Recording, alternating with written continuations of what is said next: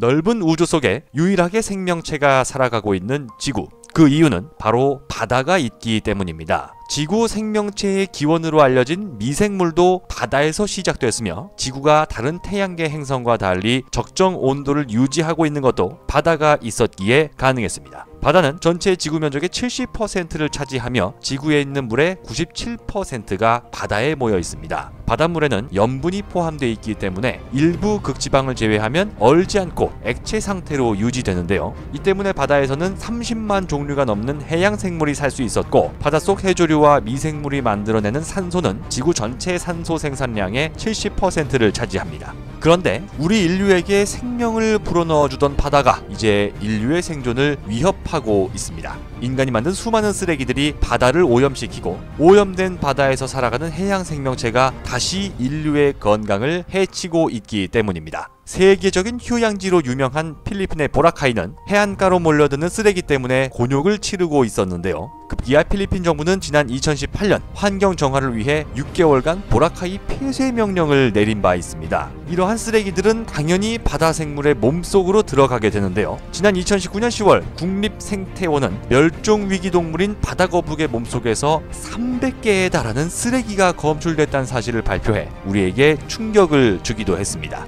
바다 쓰레기의 종류는 플라스틱, 스티로폼, 비닐 등 종류도 정말 다양한데요. 이 중 특히 문제가 되는 것은 물고기를 잡을 때 쓰는 그물이나 통발 등의 어획용 도구들입니다. 고래 같은 큰 동물이 그물에 걸려 죽거나 그물을 먹이로 착각하는 등의 문제가 계속 생겨나면서 어획량 감소의 직접적인 원인이 되고 있는데요. 해양수산부의 자료에 의하면 우리나라 근처 바다에서만 한 해 4만 4천 톤의 폐그물이 발생되는데, 환경오염을 이유로 운영을 금지한 대형마트 자율포장대에서 나오는 비닐쓰레기의 70배에 달하는 양입니다. 그런데 2020년 3월 11일 한국국립수산과학원은 전세계 최초로 4가지의 고품질 생분해 그물 원료를 개발하는 데 성공했다고 밝혔습니다. 이전에 사용되던 생분해 그물의 경우 기능은 떨어지는데 가격은 2배 이상 비싸서 어민들로부터 외면을 받아왔는데요.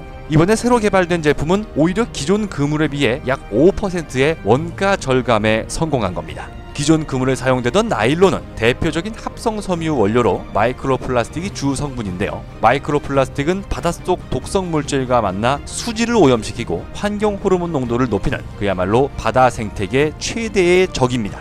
이번에 우리나라에서 개발한 4가지 생분해 소재 그물은 바닷속 미생물에 의해 쉽게 분해되며 사라지기 때문에 해양 오염 방지와 해양 생태계 보호에 획기적인 역할을 하게 될 것으로 기대됩니다. 삼면이 바다로 둘러싸인 대한민국, 우리가 가진 바다는 육지보다 4.5배 더 넓습니다. 그렇기 때문에 바다를 잘 개발하고 또 잘 지켜내는 것은 국가의 미래와 국민의 생존에 직결된 문제라는 사실을 절대 잊어서는 안 되겠습니다. 조만간 다른 영상을 통해 또다시 인사드리겠습니다. 궁금한 점에 대한 댓글은 언제든 환영하면서 좋아요 버튼, 구독하기 버튼도 눌러주시면 진심으로 감사하겠습니다.